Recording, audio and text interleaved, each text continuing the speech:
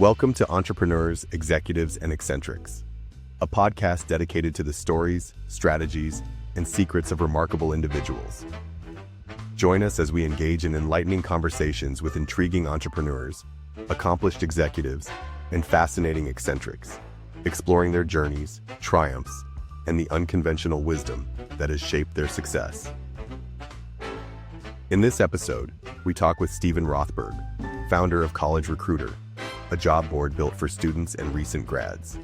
Stephen shares how he grew the business without outside funding, why he stepped away from hiring, and how his team uses the Entrepreneurial Operating System to stay focused.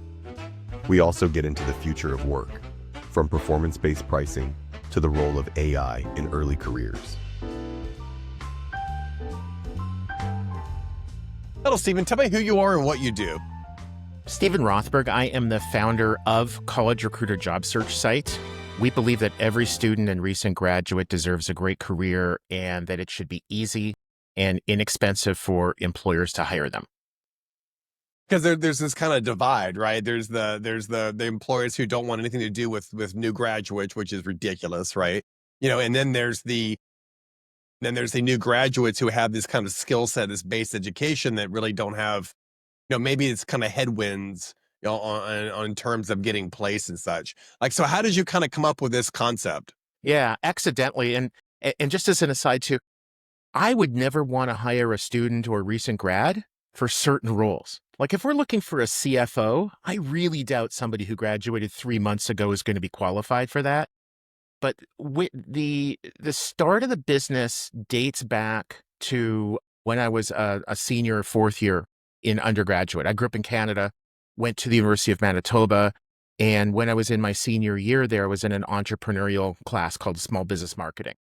And we did a business plan on a friend's business, and kind of one thing led to another. I ended up publishing a map for the University of Manitoba. It became the official campus map, sold advertising around the borders, gave it away basically to a couple friends of mine, and then moved here to Minneapolis to go to grad school.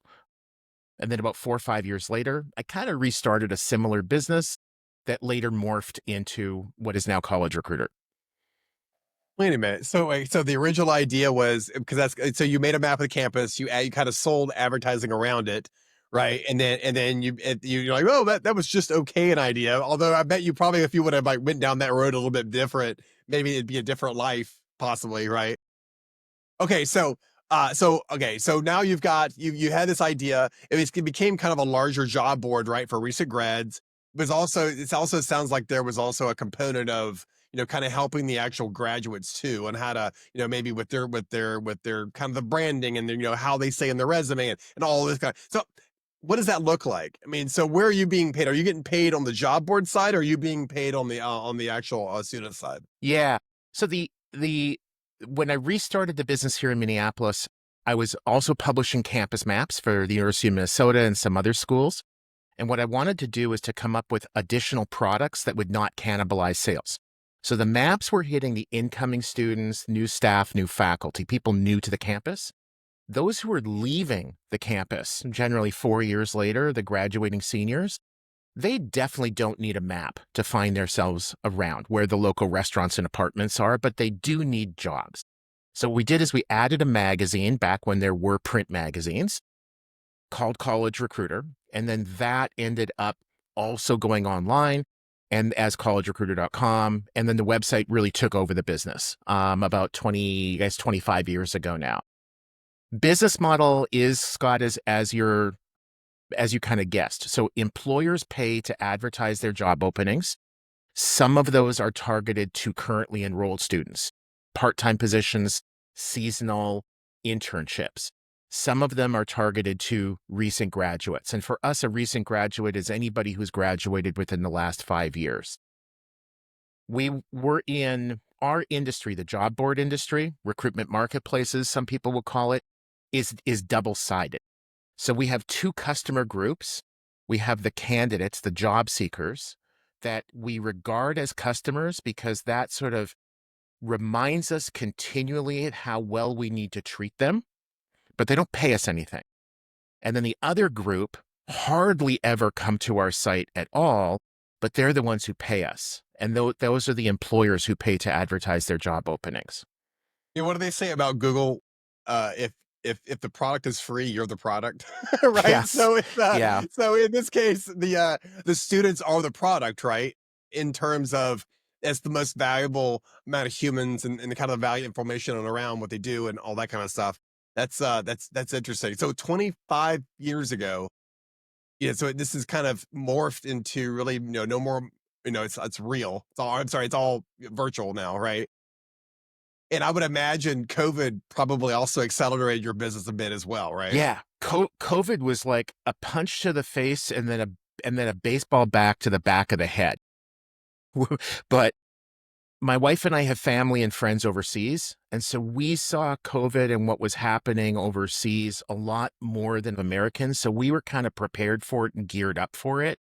But from like mid-March until early June, you could fire a cannon off and not have to worry about her hitting anybody. And that was the era where people were just trying to figure out, like, I work for a bank, I process mortgage papers. They've told me I can never bring anything home at all because it's a security risk. And now all of a sudden they want me to connect on my personal laptop, which is 8 years old, and log in with this thing called a VPN. And I don't, right, like, it was a really different time. We at College Recruiter had all been remote since 1997. So to us, that kind of work environment was what we called Tuesday.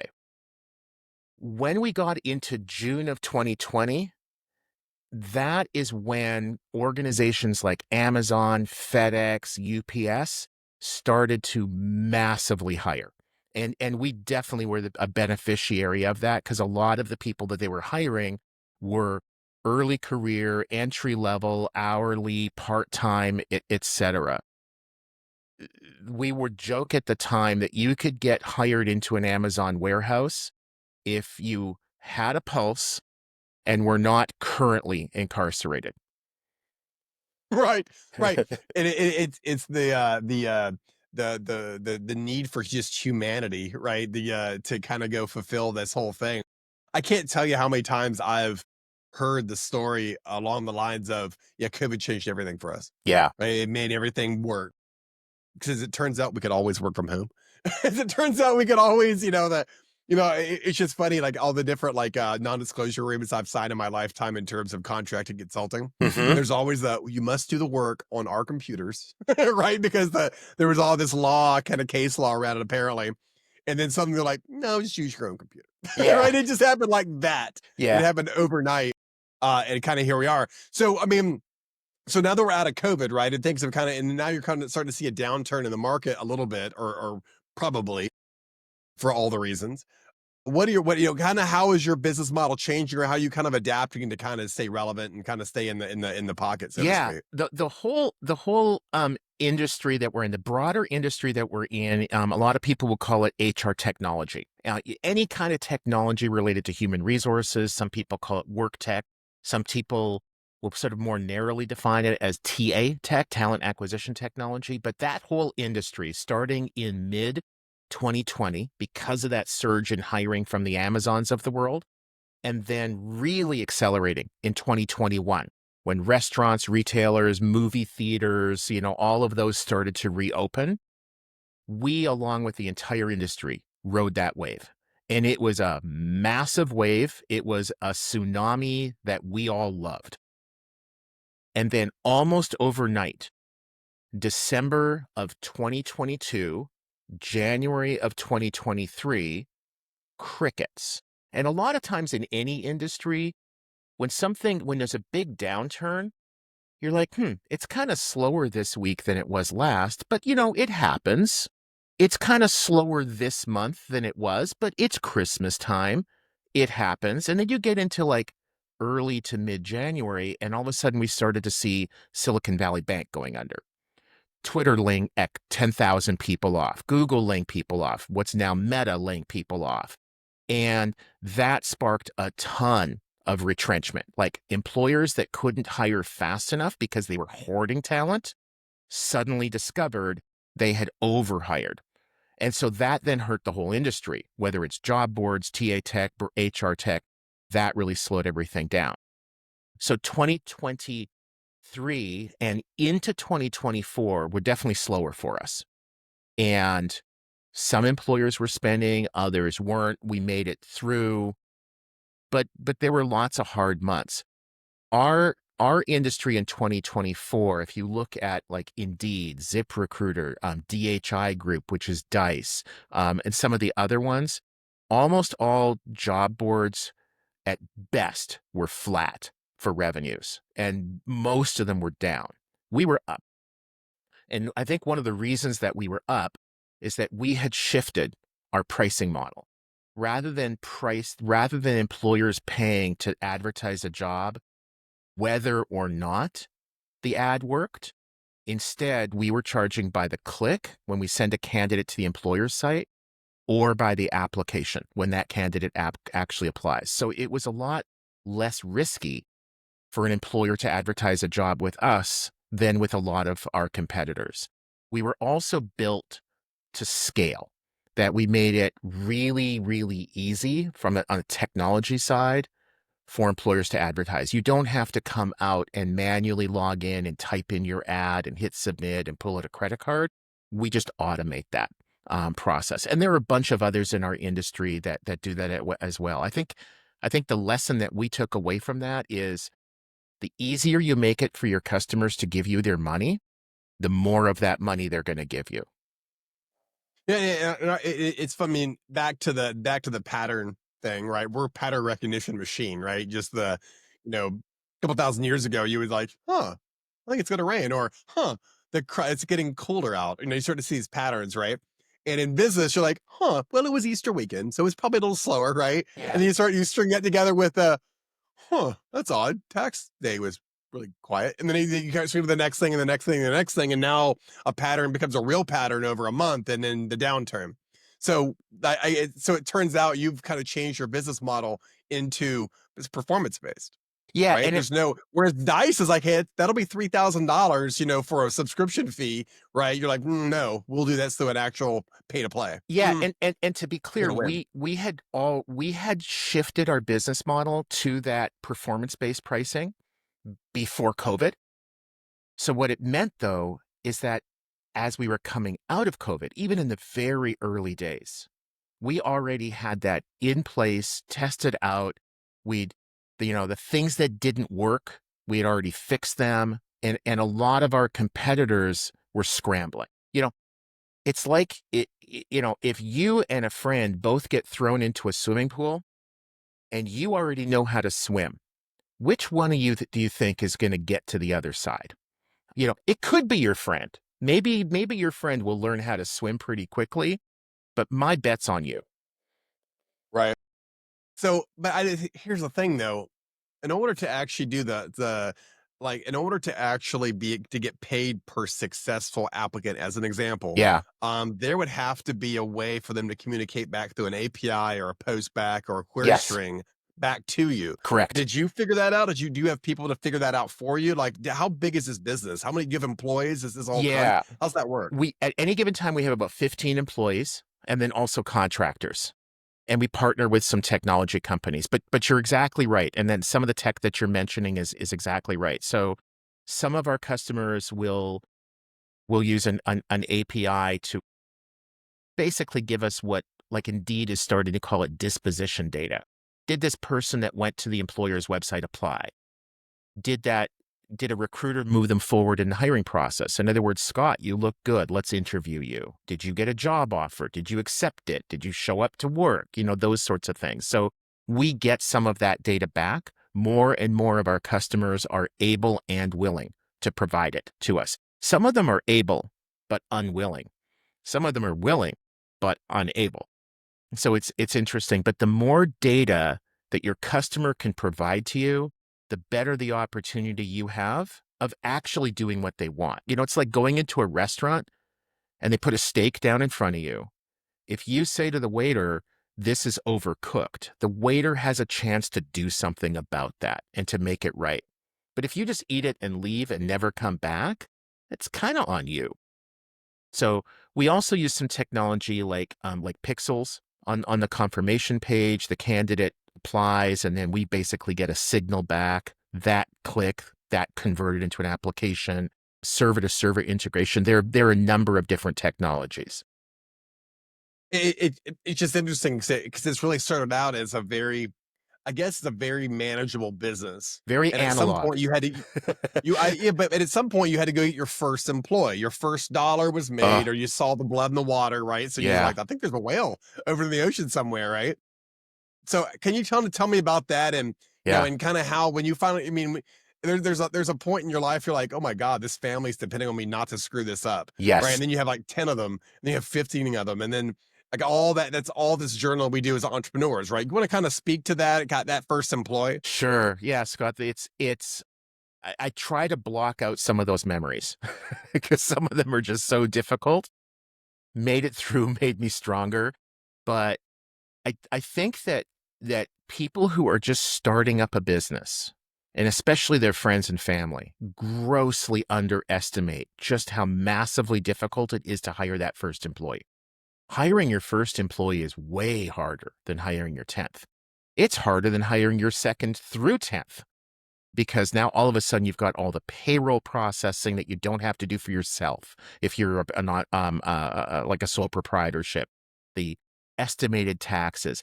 So it's funny because as somebody who started a company that has literally helped tens of millions of people find employment, I think I'm really bad at hiring. And so I've removed myself from that role. I'm not involved in hiring at all. Other people in our organization are really good at that. But the one thing that we did that helped a ton, and I think we've worked with them now for probably 15, 20 years, and I'll just get good karma for this, but we use a payroll and benefits company, a PEO, professional, what's it called? A professional employee or organization, I think is what that stands for. And we pay them a bit of a fee, a percentage of gross wages, worth every penny. They take all of that burden off of us. And then as a pretty small company, roughly 15 people, we can offer Fortune 50 benefits, medical, dental, life, pet insurance if you want that, vision, dental, all that kind of stuff. So that when we hire someone, that becomes a recruitment tool. They want a job where they're going to get health benefits, especially if they're in the US. On the other hand, for people who are working with us and might be considering going to another job, if they're going to go to another small employer, there's almost no way that their benefits will be nearly as good as that they have with us. And so they're more likely to stay with us. And the longer somebody stays with you, the more productive they are. I mean, I had a bunch of software. I mean, probably 20 or 30 employees, like prior to COVID, and those benefits were, whew, wow, they were terrible. They were just okay, Yeah, and they were very expensive. yeah, So I mean, to get that name of that PEO, sure. because there's a I, point, there's a I'm tipping point. yeah, happy to share it with you if you want. Yeah, there's a tipping point of 15 employees. So Mm, as I understand it, the IRS says that on the 16th employee, you've got to offer this or you got to offer that, right? And we're basically that 14. We're right there. So here we are. I've had as many as 30 employees, right? But those were much different because they were making 200 grand a year, right? They okay. were software developers, and that's a very different world than if you're making, less than that or whatever. But okay, so you figured out how to hire. You figured out you're terrible at hiring your own people, right? It's much like me. I'm like, this sounds awesome. You're hired. That's the terrible way of doing it. You got to That processize everything, that right? was pretty much my methodology. So thank you for Yes. summarizing. Yeah. No, I'm also I can't be trusted to hire people, is what I've been told. So I don't. So okay. So now you have Yeah, that third, fourth, fifth employee. yeah, You're starting to realize that this is a real business at some point, yeah, right? You start to see the money come in. yeah. What are some of the problems the kind of growth problems you were having? The biggest growth problem that we have always had is that we're bootstrapped. And so capitalization has always been an issue. Now, when we're having a good quarter, when we're having a good year, no issues. But inevitably, if you've been in business for long enough, and we've been in business for 34 years, you're going to have bad quarters. You're going to have bad years.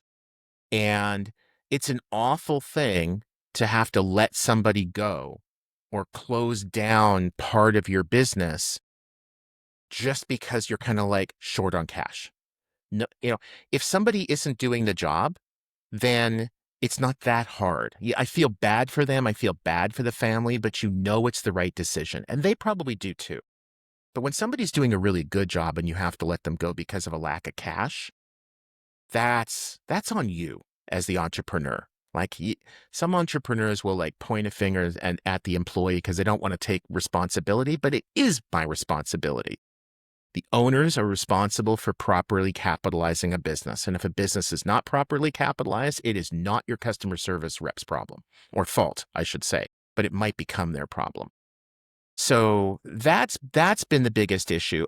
Another issue that I think it's been a struggle at times, but we're mostly ahead of the pack on it, is just the continual need to enhance technology, to stay current, to stay ahead.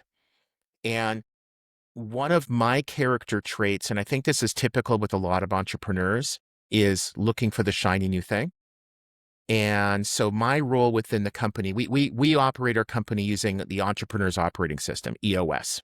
And so my role under EOS is called the visionary. And it's kind of like a chairman in a big organization, strategic, eyes up, looking down the road. Where do we need to be a year from now, 3 years from now? And that's led us to identifying where the market is going, where our industry is going, and building that tech ahead of time. Now, there are organizations in our industry like Indeed that are so much larger, so much more sophisticated. We can never beat them at that game, but we absolutely can beat our more direct competitors, the other ones that target early career candidates. And we do. Let's talk about EOS for a moment. When did you start that? It's not a program. I guess it is a I program, think they call it a framework. a framework. When did you start that? It's been about 10 years. My wife, who is also our CEO, heard about it from the husband of a friend of hers. The husband was a serial entrepreneur, and he's like, you guys got to do this EOS. And so at the end of the day, it basically encourages you to have accountability within your organization. And a lot of people bristle at the word accountability. They think about it more from a stick perspective, like your boss is like beating you up because you didn't do anything. But in the EOS world, accountability is about like you and me as coworkers always knowing exactly what's expected. And if you're my boss and you've told me what's expected of me and I meet that, you know it and I know it and we're good. And so we started to use EOS, just the two of us. We were at the time the only two members of the leadership team, and we basically used it on each other. These are the goals for the quarter, these are the goals for the year, and we kind of got used to how the meetings ran, how to define our goals. Then we rolled it out to our manager level. There were a few other people, and then we rolled it out company-wide. I think company-wide we're now at probably about 6 years. It's been transformative. It is such a time saver. What we have found is that the vast majority of people that we've hired don't understand it, but when they do understand it, they can't do without it. They just love it. Because they just always know every minute of every day what's expected of them. There's not that stress of the uncertainty. There's not the irrational boss who's moving the goalposts on you. You know, your sales are supposed to be $100,000. You get to 110, you should be getting a pat on the back. And then they say, well, it should have been 150. It's like, wait a sec, you told me 100. I got 110. Why are you saying like that's unfair? And it's dysfunctional. So EOS has been really great for the vast majority of people that we've hired and really awful for some others. So now when we hire people, we're not asking them, have you used EOS? Are you on board with this, and this? But we are talking about accountability and sort of painting scenarios for them. And it's been kind of surprising. There were a couple of people recently that we hired that I heard from the people who were actually interviewing them, that we were talking to them about accountability and certainty and understanding at all times. And one of them actually said, like, "Are you talking about EOS?" It's like, "Yeah." Oh, it's like, "Oh, we use that at my old company. It's great." So it's like, okay, awesome. Big, big, big bonus marks for you.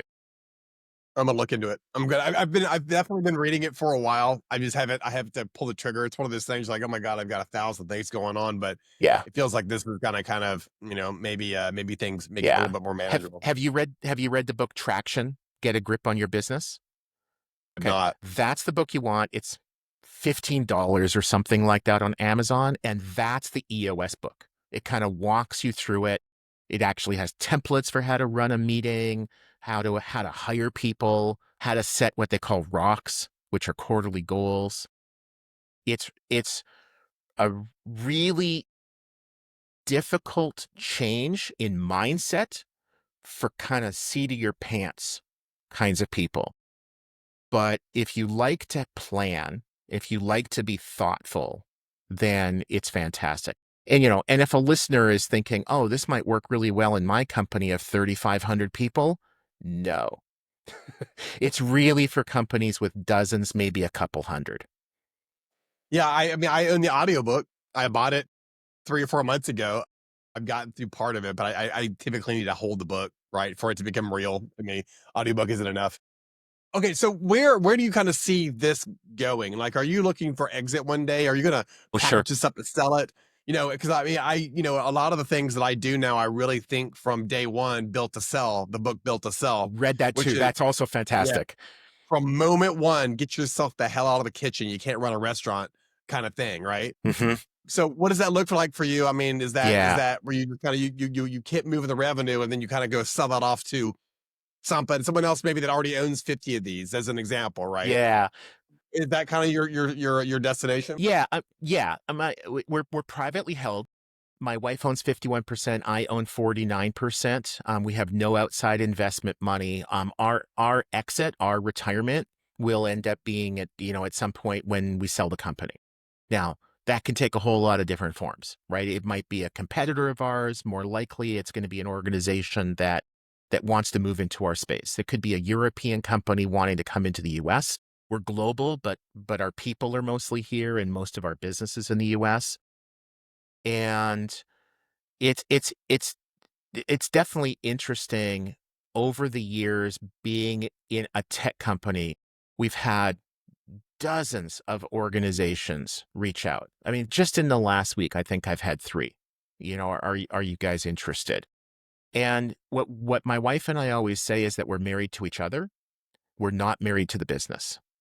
And if the right opportunity comes along, that's good for us, that's good for our employees, that's good for other stakeholders, hell yeah. But we would never take a deal that would be great for us personally and just screw our employees, or other stakeholders. It's really got to be a win-win. That's just the way we've operated all the entire time. Yeah, and there's several ways to look at that, right? My favorite version of this is where you find a company that's actually can leverage your customer base. That like your data is actually the most valuable thing to them, right? And yes, and the site and all that kind of stuff, but Hmm. ultimately the data that they can now resell their own products to that. There's kind of an alignment. Hmm. Maybe it's a Scholastic something or whatever, right? And then there's another version of that where private equity just comes to slash and burns to the ground and says, "Hey, thanks the brand, thanks the data, bye bye." Not looking for that, right? And then there's that third option where there's this balance where the employees get their buyout or they get some type of semblance of understanding of how the company will be running with them in the future and on and on and on. And these are all and my I guess I've evolved in the last 10 years on the kind of thought process on that. But when I years ago, I'm like, not PE, come and burn it to the ground. I don't care. And now I care. I don't want Yeah. anybody to get hurt. I want everybody to win. Yeah. And it's just kind of a mindset I think that happens when you turn 50. Yeah. And I just turned 59. So, pretty similar, probably, thought process. I don't know. Maybe we're all a little bit more sociopathic when we're 24. And you don't really have the I've empathy. told everybody that men aren't even human until we're 30. Oh, So I've been saying that wait a for sec. years. Are you implying that we get to be human? I'm thinking that there are Right, right. probably a fair number of listeners out there of the other gender who would be disagreeing with that. Yeah, I believe we pass through this doorway of humanity around 30 to 40, right? And before that, we're just we're animals, right? For the most part. So I have to believe that the aging senator, right, probably has a little bit more thoughtfulness into the way that he or she does things, and on and Yeah. on and on. Yeah. And with that said, what would you have done differently with what you know now? Yeah. If you could go back 25 years, how would you have Uh, done this differently? the biggest thing that we should have done, and I mean, we've talked about it so many times. We don't really like beat ourselves up over it, but it's more of like looking in the rearview mirror, benefit of hindsight, coulda, woulda, shoulda. And what we should have done in 2014, when we heavily invested some assets from the company, like basically money that the company had accumulated, some personal assets. Instead, what we should have done is gone out and raised money. When I started the company in 1991, angel investing, seed investments, venture capital was just not in existence anywhere like it was. And if it wasn't democratized, right? If it was, Yeah. it really was, you had to know someone who knew someone, and that's it. Yeah. And so I do remember in like 96, 97 having a conversation with a VC and thinking to myself, like, this guy is a total vulture. And I think probably he was. When that dot-com boom was happening, 98, 99, that's when a lot of this money started to come in, and private equity was more like 2000s, when it became available to kind of ordinary businesses or a lot more businesses. So, people who are early in their startup life now that might be in their 20s, even 30s, it hasn't always been this way. It's a lot easier to raise money now. It was relatively easy in 2014, and it was definitely our mistake not to do it then, because we would have been much better capitalized, and some of the hard decisions that we've had to make, we wouldn't have had to make. Raising too much money, of course, too, can be dangerous, because then all of a sudden everybody needs a fancy chair, and your corporate retreats need to be in the Cayman Islands. And, instead of driving a 4-year-old Toyota, you're driving a 2-month-old Maserati. Theory on this. So I've talked to several dozen entrepreneurs that they were on their second business. And the problem was that now they were well capitalized, they weren't scrappy. And as a result, they spent all the money. Right. And they ended up getting, like, they ended up doing it's a whole, in software development, we have the idea of agile, right? You don't do any work unless it's absolutely positive ready to and can be valued and used. When you're well capitalized or over capitalized, you're like, sure, everything's sure, right? Mhm. Whereas if you're really scrappy, those decisions are a little bit leaner and more thoughtful. Yeah. One of our direct competitors raised, I think it was something like $30 million, and burned through it all in like 4 years. And they hired a whole ton of people. They wanted to be a unicorn. They wanted to have $1 billion valuation. And instead, they just basically disappeared. They got merged into another company, and they sort of still exist, but barely. And I think that was a case of too much money too quickly to people who were too young. Those same people today, I don't know, 15 years later, I'm sure far wiser than they were early on. So, last question. You're 17 years old today in this environment, what we're looking at, you're getting ready to go into college. What do you Yeah. do? Wow. I would not be very happy, quite frankly. I'm our kids are all grown. One's 30, another's 28, another's just about 26. I think life for them is a lot harder than it was for us.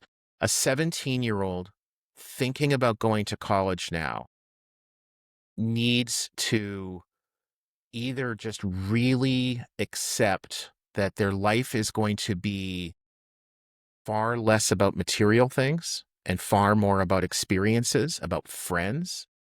I think this generation, you're talking Gen Z, is in for a really rough ride. And I don't envy them.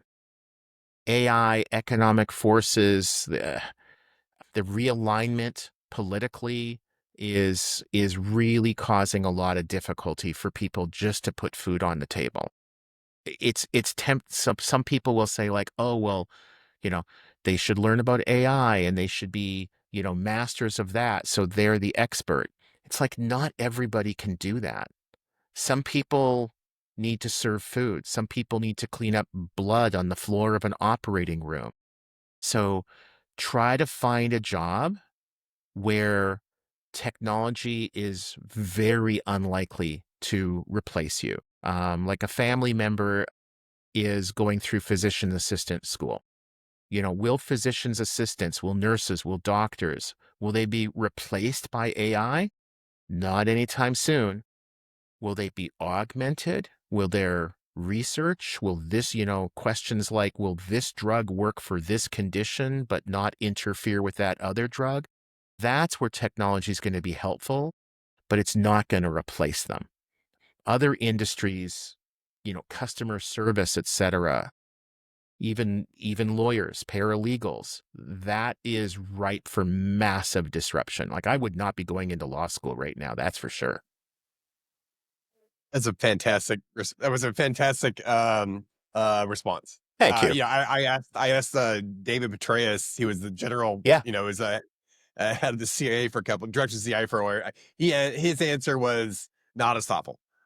The CEO of Disney, it's thoughtful, but not that thoughtful because I think that is a very valuable response.